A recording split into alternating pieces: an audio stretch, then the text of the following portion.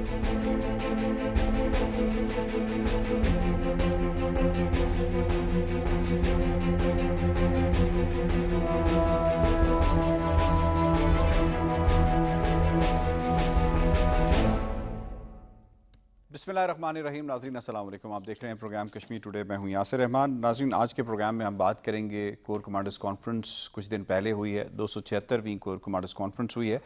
इसमें जहां internal security पे बात की गई है, जहां पे जो रीजनल सिचुएशन है उस पर बात की गई है, अफवाज की प्रिपेयर्डनेस के ऊपर बात की गई है, वहाँ पे दो जो मामलात हैं उस पर बड़े गैर मुबहम अंदाज से और दो टोक अल्फाज बयान किए गए हैं। एक, कश्मीर के ऊपर, कश्मीर पाकिस्तान की शारग है, ये उस प्रेस रिलीज में जो ISPR ने जारी की है उसके अंदर कोर कमांडर्स कॉन्फ्रेंस ने एक मरतबा फिर इस बात का इरादा किया है। दूसरा, जो इस वक्त हाइड्रो टेररिज्म जो है या वाटर टेररिज्म या आबी जारी है जिसको हम कहते हैं, वो हिंदुस्तान की जानिब से हो रही है, उसके ऊपर दो टोक मौक़िफ़ अपनाया गया है। ये 25 करोड़ लोगों की बका का मसला है।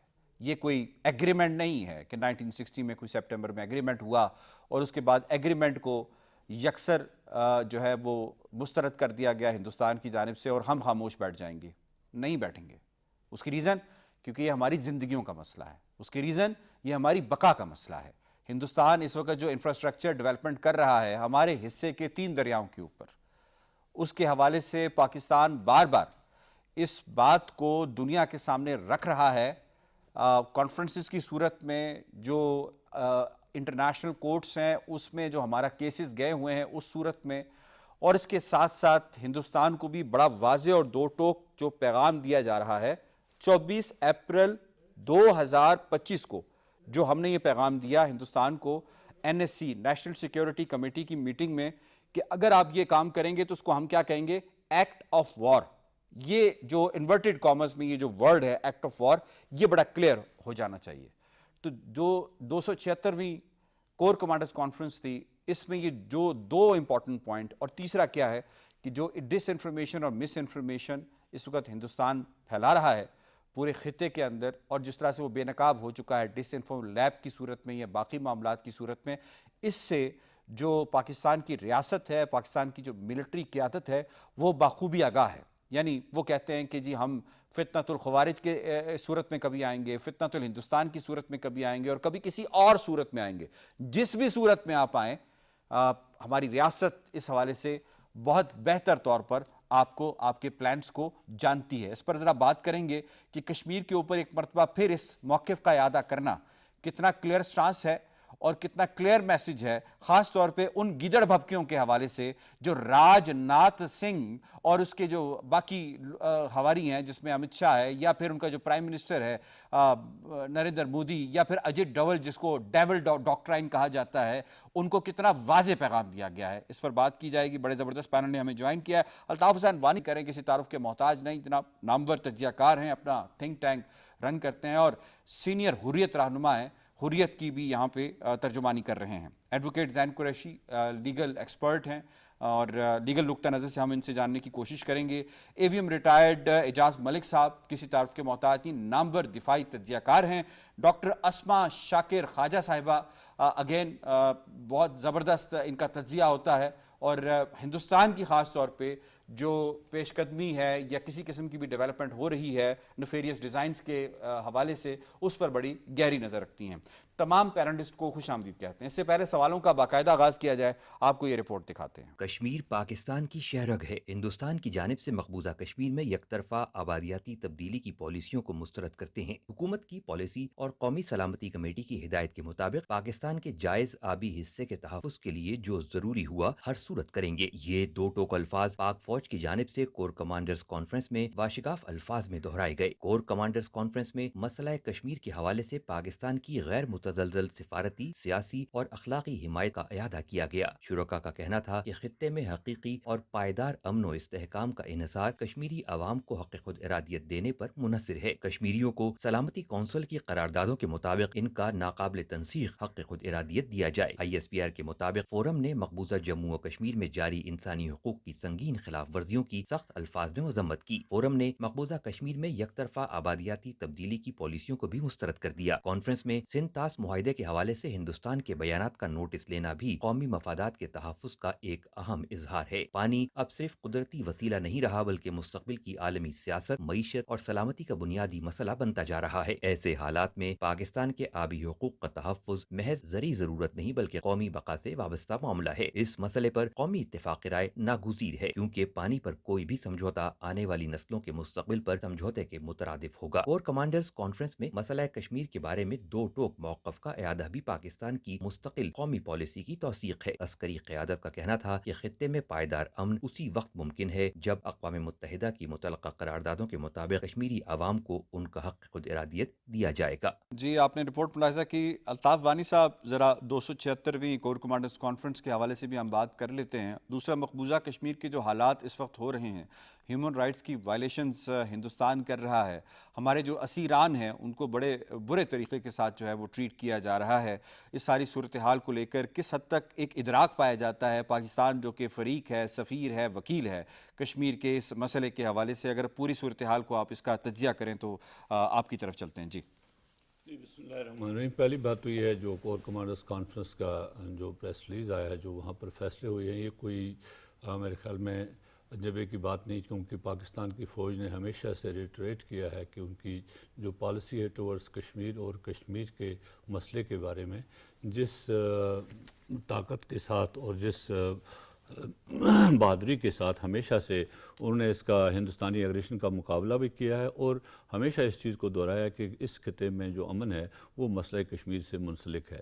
اس میں دو اہم باتیں ہیں کہ ایک تو کور کمانڈرز کانفرنس میں جو کہا گیا کہ سندھ طاس معاہدہ، اگر ہم دیکھیں کہ یہ اس کو بھی ریلیٹ کریں آپ کشمیر کے ساتھ، 2025 میں جب ہندوستان نے ایک اس معاہدے کو پہلگام کے انسیڈنٹ کے آڑ میں ان ایبینس چھوڑا، اور اس سے پہلے بھی ہندوستان کی حکومت بارہا یہ دھمکیاں دیتی رہی کہ ہم یہ پانی روک سکتے ہیں، تو اس وقت بھی پاکستان کی پارلیمنٹ میں بھی اور نیشنل سیکیورٹی کمیٹی میں بھی یہ بتایا گیا تھا کہ یہ ایکٹ آف وار ہوگا، یہ ایکٹ آف ایگریشن ٹریٹ کیا جائے گا، اور اس کے لیے جو بھی ہوا وہ ہم کرنے کے لیے تیار ہیں۔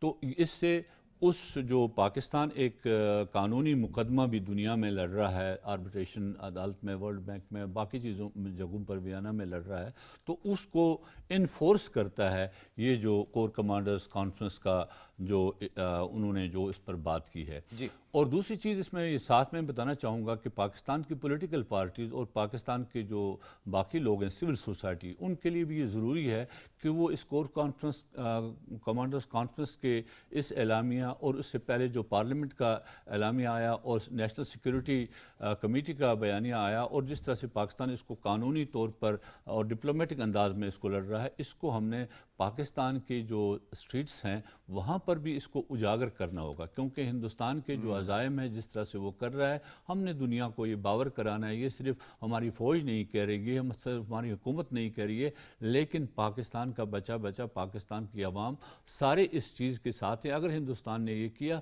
تو ہم پھر ایک ساتھ ہو کر اس کا مقابلہ کریں گے، کیونکہ this is lifeline of Pakistan.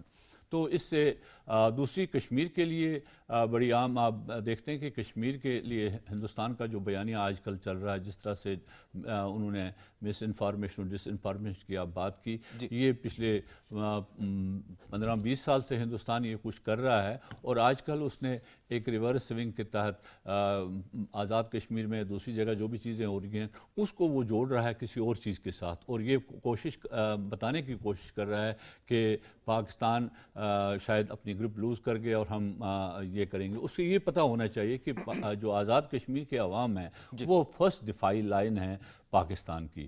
پہلے سیسا پلائی ہوئی دیوار کی طرف سے ہمیشہ وہ کھڑے ہیں, پہلی دفاعی لائن وہ ہے, اس کے بعد پھر پاکستان کی فوج وہاں پر آتی ہے. سو اس کسی غلط فہمی میں اس کو نہیں رہنا چاہیے. اگر اس کے کوئی امیج کوئی ایسی چیزوں کو کھلا کر وہ دنیا کو یہ بتانا چاہتا ہے کہ وہ کچھ کر سکتا ہے, یہ اپنی الیکشن کمپین میں مودی اور لوگوں کو ہندوستان میں یہ سیٹسفائی کرنے کے لیے, کیونکہ ان کی گرتی ہوئی ساخت جو ہے اس کو وہ سہارا دینے کے لیے ہمیشہ کے لیے پاکستان یا کشمیر کا سہارا لیتے ہیں, اس ڈس انفارمیشن کا سہارا لیتے ہیں. میرے خیال میں یہ ان کے لیے ایک کرارا جواب تھا, اور ان قوتوں کے لیے بھی کرارا جواب تھا جو ان کے ہاتھوں میں کھیلنے کی کوشش کرتے. ٹھیک ہو گیا. میں ایویم صاحب کو اس میں شامل کروں گا. دفاعی نقطہ نظر سے جو پیغام بڑا واضح طور پر اس کور کمانڈر کانفرنس میں دیا گیا ہے, کتنا اہم ہے, اور خاص طور پہ کتنا کلیئر پیغام ہے ہندوستان کو جو نیفیریس ڈیزائنز وہ چلا رہا ہے مختلف ڈومینز کے اندر. یعنی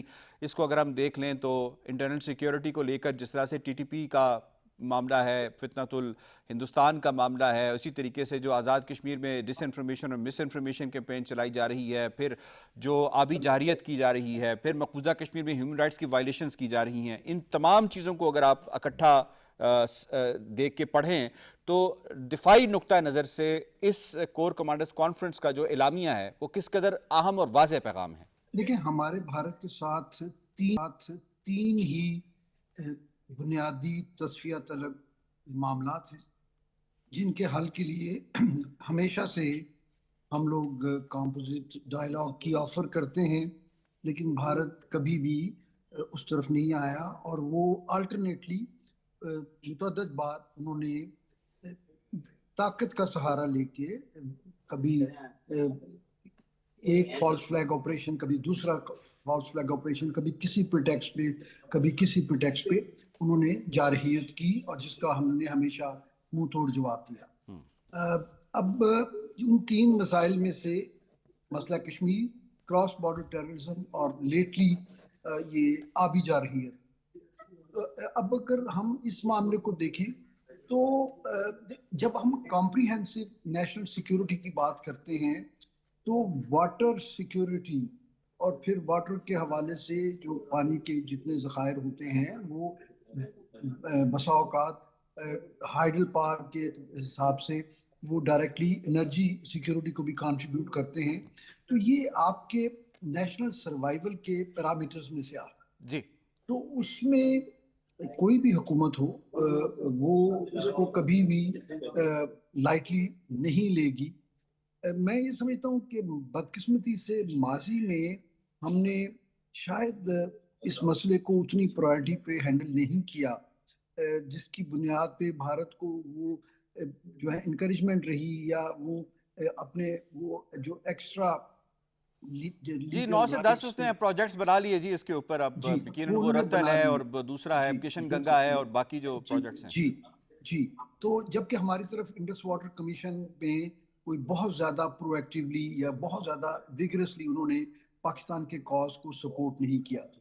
لیکن اب جب یہ انہوں نے اس معاہدے کو یونیلیٹرلی اور انلیگلی انہوں نے ہیلڈ ان دی بیس کیا, تو پھر پاکستان کی مسلح افواج نے اس مسئلے کو آپ یہ کہہ لیجیے کہ اس کی اونرشپ زیادہ اگریسیولی ہماری مسلح افواج نے لی. اور یہ حالیہ کور کمانڈر کانفرنس جس کے تناظر میں ہم بات کر رہے ہیں, اس میں بھی اس مسئلے کو بالکل اس کی اہمیت کے مطابق اس کو اجاگر کیا گیا. اور اس کو جیسے ہم پہلے فلور آف پارلیمنٹ میں بھی کہہ چکے ہیں کہ یہ اس کو ہم نے اپنی ریڈ لائن قرار دیا ہے, اور اس طرح کی کسی اگریشن کو جو آبی جا رہی ہے اس کو ہم ریگارڈ کرتے ہیں ایک ایکٹ آف وار. اور ہماری اس پہ بڑی اچھی اسٹرانگ لیگل پوزیشن ہے ہماری اس کے اوپر. ایک میں لیگل پوزیشن پہ بھی آتا ہوں. ایویم صاحب یہ فرمائیے گا کہ ہم جس بفٹنگ رسپانس کو ہندوستان نے فیس کیا ہے 2025 میں بنیاد المرصوص کی صورت میں, اگر یہی انفراسٹرکچر بلڈنگ اس کی قائم رہتی ہے تو ہندوستان کس چیز کو دعوت دے رہا ہے؟ یعنی کیا اس سینسٹیوٹی کا ہندوستان کو، ریجن کو اور دنیا کے ان پار سیکٹرز کو اندازہ ہے کہ اگر جس طرح سے ہندوستان اپنے نیفیریس ڈیزائنز کو آگے بڑھاتا ہے تو اس کا ریئیکشن پاکستان کی طرف سے کیا آ سکتا ہے اور اس کے لیے ہم کتنے پریپیئرڈ ہیں؟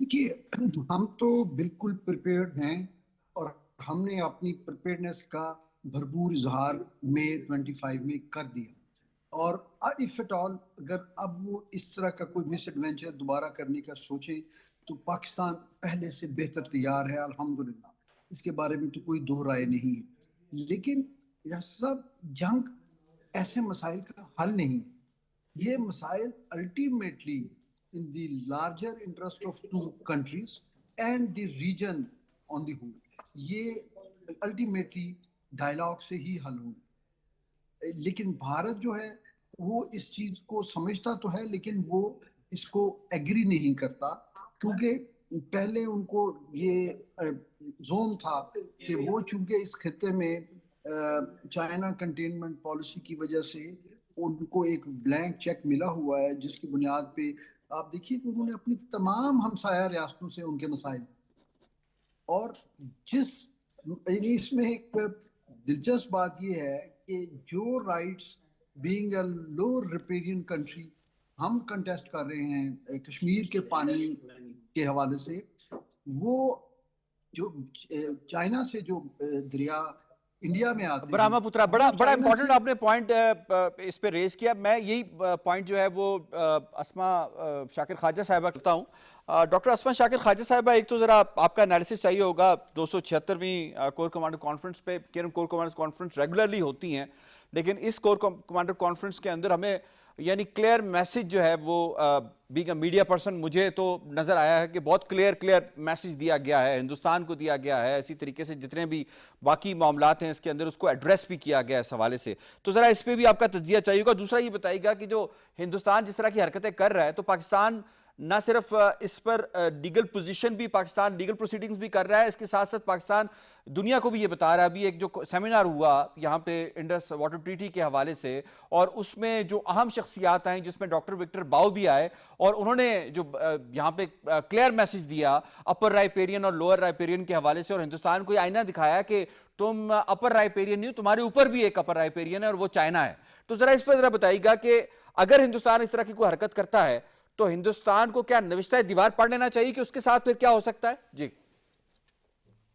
دیکھیں، ہندوستان اسپیشلی بی جے پی ریجیم انڈر مودی کسی بھی قسم کی ریشنلٹی اور مضمرات کا کریکٹ انالیسس کرنے سے قاصر نظر آتا ہے، کیونکہ اگر وہ نوشتہ دیوار پڑھ سکتے اور ان کا انالیسس، ان کے تجزیے ٹھیک ہوتے تو یقیناً ان کی ڈیسیژن میکنگ میں اتنے پرابلمز نظر نہ آتے اور جو وہ بھارتی عوام کو بھگتنے نہ پڑتے، چاہے وہ مودی رجیم کی کرونا سے ڈیل کرنے کی پالیسی ہو، اور یا چاہے یہ مودی رجیم کا آپریشن سندور شروع کرنے کا فیصلہ ہو۔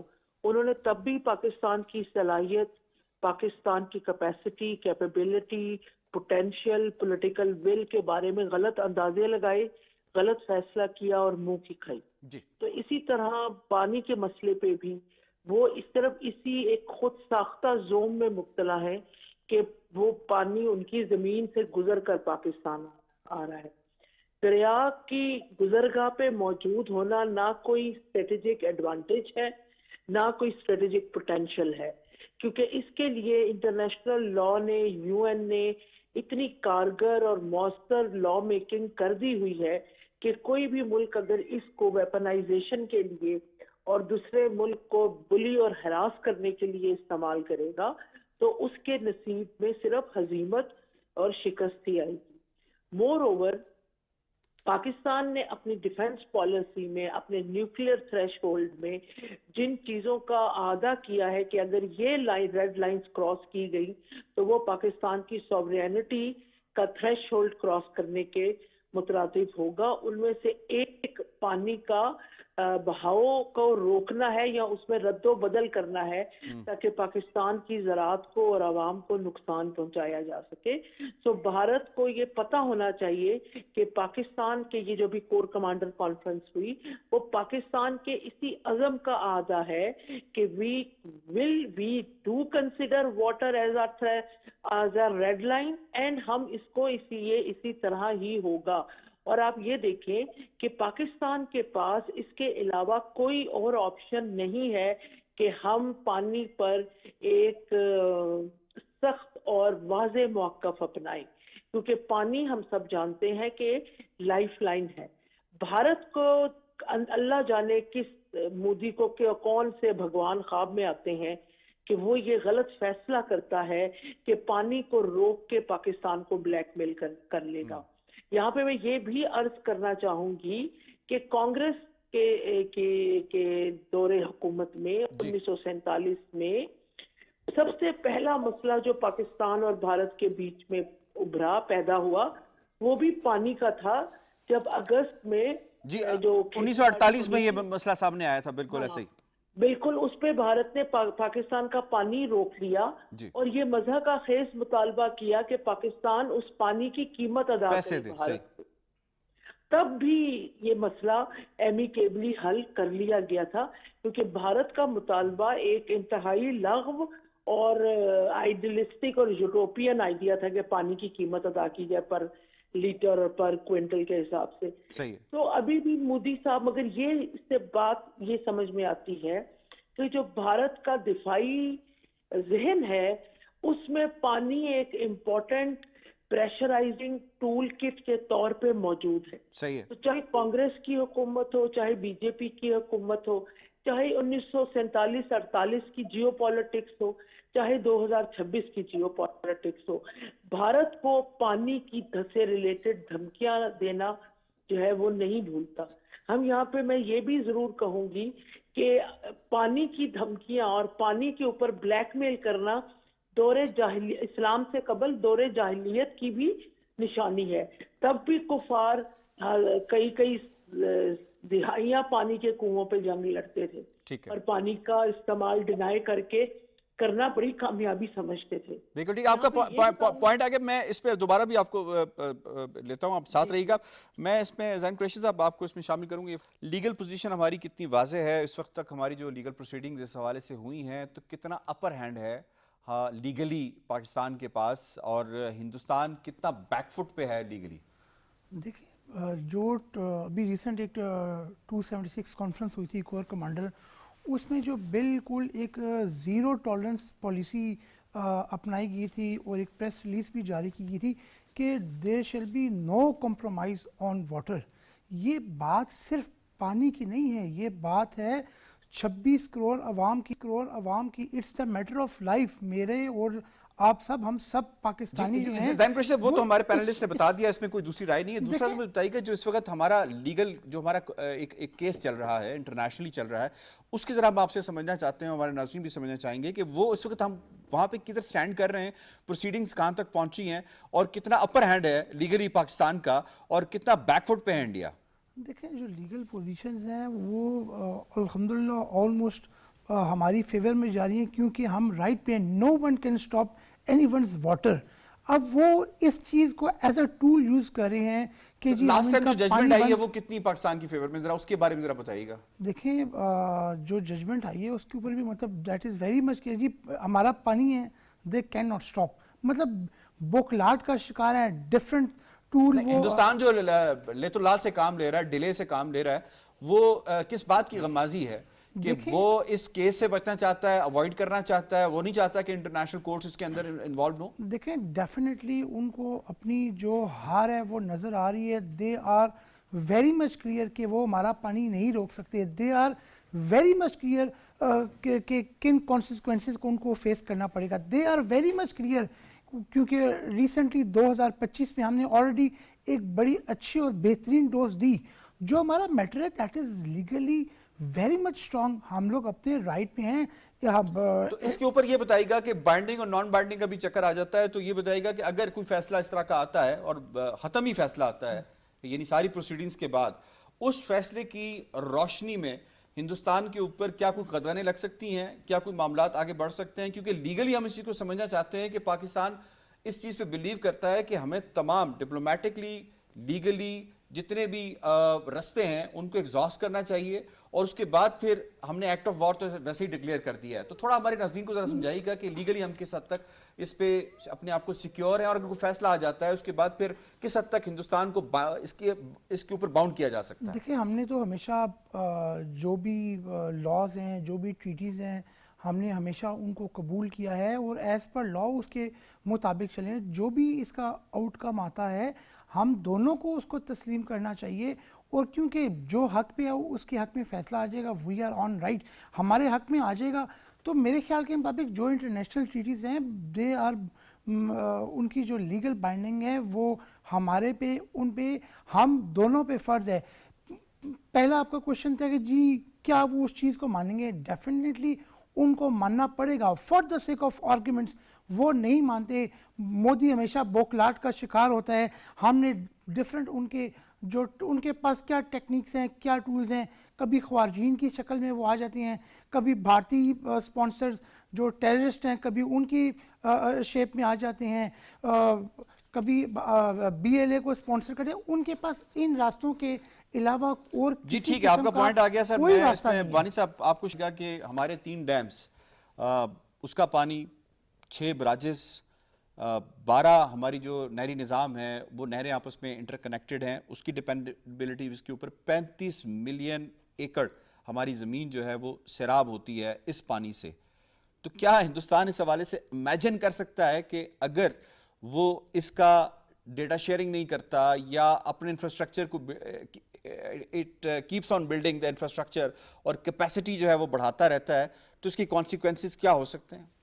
دیکھیے, کانسیکوینس کے بارے میں تو ابھی بات پہلے ہی ہم نے کی کہ جو کور کمانڈرز کانفرنس میں جو اعلامیہ آیا اس میں تو کانسیکوینس کی بات کی گئی, it will be act of war and then we will do our best to اپنے جو رائٹس ہیں پانی کے ان کو ضرور کرنے کے. لیکن جہاں تک ہندوستان کی بات ہے, کورٹ آف آربٹریشن میں پہلے سے ہی ہندوستان نے اس کی جو ہے وہ اس کی پروسیڈرز کا بائیکاٹ کیا, وہ اس میں نہیں آیا. لیکن آگے ان کو دوبارہ ان نے بلایا ہے, وہ کیا کرتے ہیں اس سلسلے میں.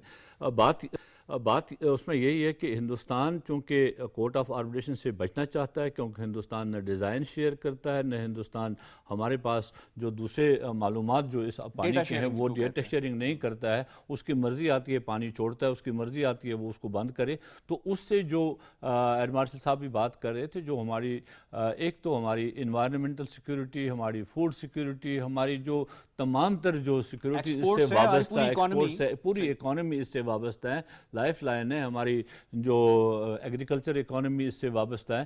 تو یہ ساری چیزیں اگر اس پر کسی قسم کا بھی ہم پر پریشر آتا ہے, ہمارے یہ ڈیمز سے ہماری واٹر جو ہے الیکٹریسٹی جنریشن جو ہے ہائیڈرو جنریشن پر اس پر اثر آتا ہے, تو ہمارے تو یہ جو انرجی پرابلمز کریٹ ہوتی سارے. تو اسی لیے جو کانفرنس میں جو بات کی گئی, جو پارلیمنٹ میں بات کی پہلے سے, کہ اگر ہندوستان یہ کرتا ہے, یہ دنیا کو ہم بتا رہے ہیں, جو میں نے بات کی تھی پہلے سے, کہ یہ اتنا سخت معاملہ ہے کہ جو عالمی قانون جو ہے نا, قانون اپنی جگہ ہے, قانون کے لیے ضروری ہے کہ آپ نے طاقت سے بات کرنی ہے. لوکل اویئرنیس جب تک نہ ہو اس سلسلے میں, آپ نے لوکلی بھی اس کی طاقت کو جو دنیا کو بتانا ہے کہ یہ جو 25 کروڑ عوام ہے, ان کی زندگی کا مسئلہ ہے, اور اس 25 کروڑ عوام نے دنیا کو یہ باور کرانا ہے. فوج نے باور کرایا, پارلیمنٹ نے باور کرایا, اینڈ آپ کی تھنک ٹینکس اس پر سیمینارز کر رہی ہیں, آپ کی ڈپلومیسی اس پر کام کر رہی ہے, آپ کی لا منسٹری اس پر کام کر رہی ہے, آپ کی واٹر منسٹری اس پر کام کر رہی ہے.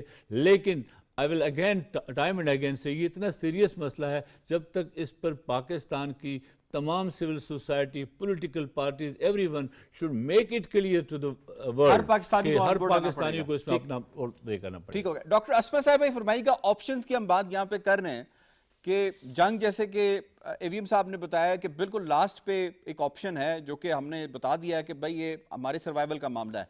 تو ابھی ہمارے پاس آپشنز کیا کیا ہیں, وہ کون سے ایسے آپشنز ہیں, خاص طور پہ اس وقت پاکستان کا ڈپلومیٹکلی جو قد کاٹ ہے پوری دنیا میں, اس کا توتی بول رہا ہے, اور اس میں کسی کو کوئی شک بھی نہیں ہے. تو پاکستان نے جتنے بڑے تنازعات کو حل کرنے میں اپنا کردار ادا کیا ہے, کیا اب یہ ذمہ داری ان پار سیکٹرز کی نہیں بنتی جو کہ کنٹرول کر سکتے ہیں مودی کو، اس کی اکانومی کو اور باقی معاملات کو، کہ وہ آگے آئیں؟ میں بات کر رہا ہوں امریکہ کے حوالے سے، میں بات کر رہا ہوں یورپی یونین کے حوالے سے، میں بات کر رہا ہوں ہمارے جو اسلامی برادر ممالک ہیں مڈل ایسٹ کے حوالے سے، کہ ان کو آگے آ کے ہندوستان کو یہ باور کروانا چاہیے کہ اس ریڈ لائن کو، اس سینسٹیوٹی کو سمجھے اور یہ اس حرکت سے باز آ جائے۔ جی آپ نے بالکل ٹھیک کہا۔ جو پانی کو ایک ویپن کے طور پہ استعمال کرے اپنے اسٹریٹجک پوائنٹ سکورنگ کے لیے اس زون کے تحت، کہ وہ پانی کی مدد سے پاکستان کو اقتصادی، سیاسی اور معاشی اور سوشل نقصان پہنچا سکتے ہیں، سماجی نقصان، ان کے خلاف اس مدعے کو لے کر دیکھیں آپ، بھارت کے یہ پانی کو روکنے کی، دریائے سندھ کو سکھانے کی دھمکی دینا is actually a crime against humanity, جس میں بھارت یہ دھمکی دے رہا ہے کہ وہ ایک پوری انڈس ویلی سیولائزیشن کو نیست و نابود کر دے گا اس کا پانی سکھا کے۔ U N water course commission یہ کہتا ہے کہ کمیونٹی آف انٹرسٹ، جو ریور بینکس پہ کمیونٹی رہتی ہے، چاہے وہ کتنے بھی ملکوں میں پھیلی ہو، اس کے انٹرسٹ ایکولی امپورٹنٹ اور مقدم ہے، اور کسی بھی قسم کی واٹر شیئرنگ اور یوزیج میں ان انٹرسٹ کو کمپرومائز نہیں کرنا چاہیے۔ تو بھارت جو کر رہا ہے یہ سیدھا سیدھا انٹرنیشنل کورٹ آف جسٹس کا کیس ہے، یہ یو این سیکیورٹی کونسل کا کیس ہے، جس میں پانی کو ایکوا بوم کے طور پہ استعمال کیا جا رہا ہے۔ اب انٹرنیشنل کمیونٹی کیا کر سکتی ہے؟ پاکستان کے پاس آپشن ہے کہ پرو ایکٹیو ڈپلومیسی کے ذریعے یو این سیکیورٹی کونسل کو یہ باور کرائے کہ اقتصادی پابندیاں صرف تب نہیں لگنی چاہیے جب مغربی مفادات کو زخم پہنچنے کا اندیشہ ہو، بلکہ جب مشرق کے امن کو، پاکستان کے جیسے ملک کے امن کو اور اس کو سسٹینیبل ڈیولپمنٹ کو خطرہ ہو، تو تب بھی وہ متعلقہ ملک کے خلاف اقتصادی اور سماجی پابندیوں کی اشد ضرورت ہے۔ جس طرح بھی بات کی گئی کہ سٹیپ بائی سٹیپ اپروچ ہوتی ہے، تو پہلے بھارت کے خلاف U N security council needs to take lead and impose sanctions on India, whether they are economic sanctions, defence sanctions, اور اس میں بھارت کو تاکہ مجبور کیا جا سکے کہ وہ ورلڈ بینک کی گارنٹی سے ہوئے ایک ایسے معاہدے کو جس پہ اس نے سائن کیے ہیں، اتنی آسانی سے وداؤٹ اینی کاسٹ پھر نہ سکے اور اس کو وائلیٹ اور نہ کر سکے۔ تو یہ پورا جو پروسیس ہے، اس میں بھارت کا رول ہر اعتبار سے، چاہے وہ ایتھیکل اعتبار ہے، چاہے وہ لا ہے، چاہے وہ بائی لیٹرل ٹریٹیز کی اہمیت کی بات ہے، ہر لحاظ سے بھارت کا جو رول ہے وہ غیر قانونی ہے۔ سو پہلا آپشن ہے یو این سیکیورٹی کونسل کی مدد سے بھارت پہ سینکشنز عائد کی جائے۔ دوسرا ہے آئی سی جی کی مدد سے اس طرح کی حرکتوں کی کاسٹ کو بڑھایا جائے بھارت کے لیے، کیونکہ بھارت ابھی یہ سارا کچھ کر رہا ہے اور اس کی کوئی قیمت ادا نہیں کر رہا۔ تو بھارت کو قیمت ادا کرنی چاہیے، اور اس کے بعد اگر بھارت پھر بھی باز نہیں آ رہا تو پھر ظاہری بات ہے وار فرسٹ آپشن تو نہیں ہے، مگر ہماری بقا کے لیے آپشن آف لاسٹ ریزورٹ تو ضرور ہے۔ بالکل ٹھیک، آپ کا پوائنٹ آ گیا۔ مجھے دوسرے موضوع کی جانب بڑھنا ہے۔ دوسرے موضوع میں ہم بات کریں گے بھارتوں کی وجہ سے جو اس کی توجہ اپنے ملک کے باسیوں کے اوپر، شہریوں کے اوپر ہونی چاہیے تھی، وہ نہیں ہوئی، اور اس نے کنسنٹریشن آف ویلتھ اپنے کچھ لوگوں کے ہاتھوں میں دے کر یہ ایک امپریشن دینے کی کوشش کی کہ ہندوستان وشو گرو بننے جا رہا ہے، دنیا کی دوسری یا تیسری بڑی معیشت بننے جا رہی ہے۔ یہ ہم جو یہ راگ الاپے رہے 2013-14 کے بعد سے ہم سنتے آئے کہ ہندوستان جو ہے وہ اس وقت جو ہے فیصلے ہندوستان کرے گا، یہ ڈپلومیٹکلی بہت پاورفل ہو چکا ہے، اکنامکلی بہت پاورفل ہو چکا ہے، G20 کے اجلاس کروا کہ انہوں نے یہ ایک امپریشن دینے کی کوشش کی۔ لیکن جناب دنیا تو چلتی ہے ریالٹیز کے اوپر، آپٹکس آپ نے بہت قائم کرنے کی کوشش کر لی, جھوٹ آپ نے بہت قائم کرنے کی کوشش کر لی, آپٹکس اور جھوٹ آپ کے کام نہیں آ سکے. ریالٹیز جو ہیں وہ 2026 کی یہ ہیں کہ دنیا میں 200 ممالک ہیں تقریباً. 200 ممالک میں پہلے 100 ممالک کے اندر بھی بھارتی پاسپورٹ کہیں آپ کو نظر نہیں آئے گا. لیکن اگر نظر آئے گا تو اس وقت بھارتی پاسپورٹ کی گلوبل پاسپورٹ انڈیکس کے مطابق درجہ بندی اس حد تک گر چکی ہے کہ 125ویں نمبر پر آ گئی ہے. 3 ایسے معیارات ہیں جس کے اوپر اس کو جانچا گیا ہے. نمبر 1 معیار انویسٹمنٹ. کیا آپ کا ملک انویسٹمنٹ فرینڈلی ہے کہ وہاں پہ انویسٹمنٹ آ سکتی ہے؟ تو جواب ہے نہ. بلینز آف ڈالرز ہندوستان سے آؤٹ فلو ہو رہے ہیں. دوسرا پوائنٹ معیار زندگی. کس قدر آپ نے لوگوں کو معیار زندگی اچھا پرووائڈ کیا ہے کہ وہ آپ کا ملک چھوڑ کر نہیں جا رہے. حالت یہ ہے کہ لوگ ڈنکی لگا کے وہاں پہ جاتے ہیں.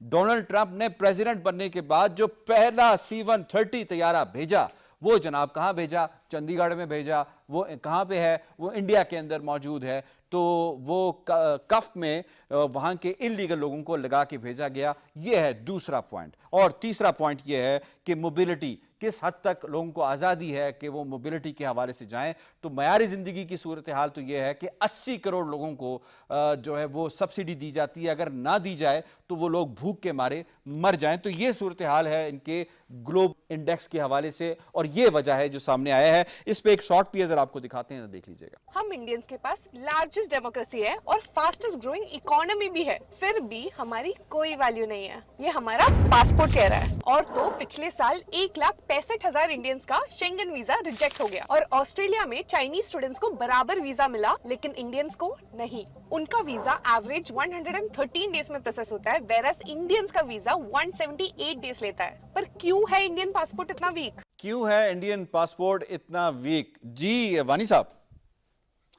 دیکھیں, آپ نے پہلے اس پر بات کی کہ جو پاسپورٹ انڈیکس ہے اس کے کیا معیارات ہیں. آپ کے ڈپلومیٹک ریلیشنز, آپ کا دوسرے ملک میں جانا, موبلٹی, اور پھر وہاں پر آپ کا طرز عمل, وہاں آپ کس طرح رہتے ہیں, اسی حساب سے پھر آپ کو ویزاز ملتے ہیں, اسی حساب سے آپ کی موبلٹی بڑھ جاتی ہے.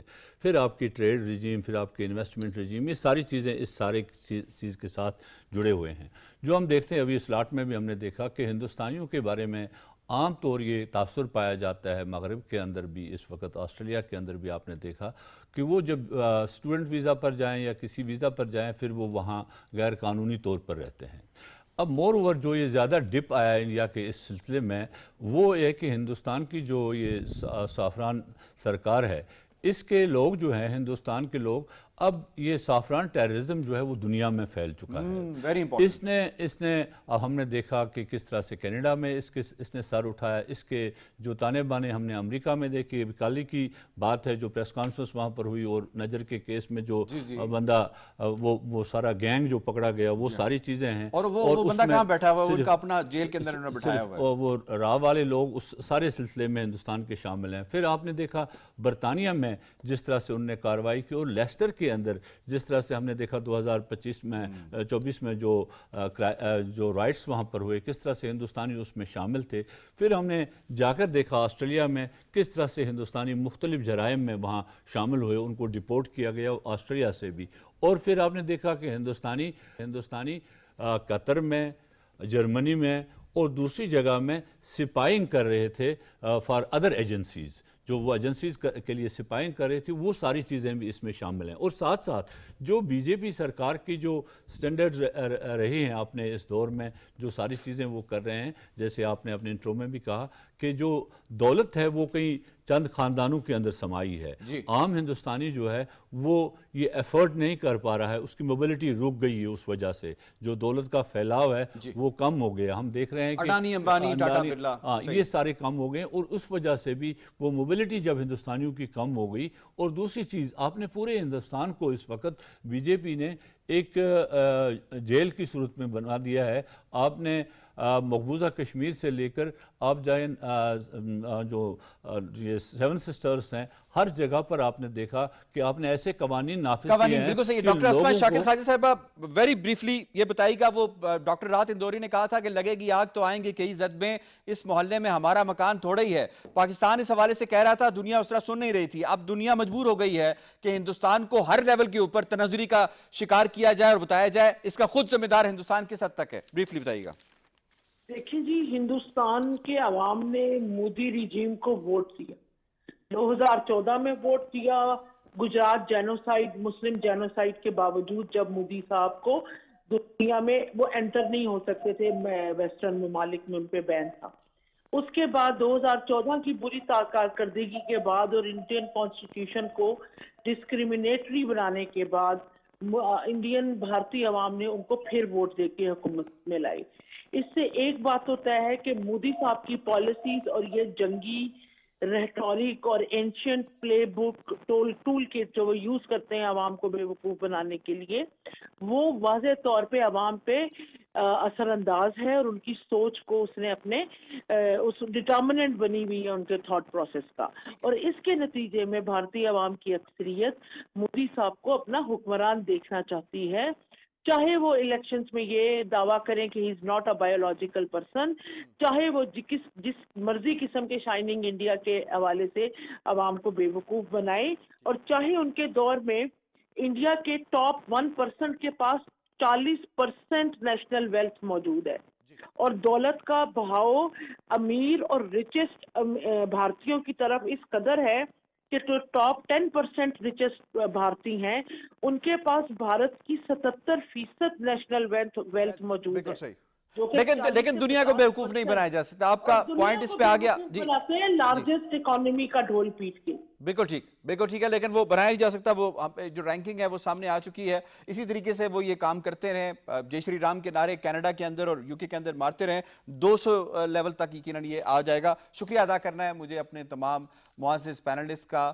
آج کے پروگرام کے حوالے سے تجزیہ، تبصرہ اور رپورٹ آپ نے ملاحظہ کی. پروگرام کشمیر ٹوڈے سے اتنا. یاسر رحمان کو دیجیے اجازت. اللہ نے کے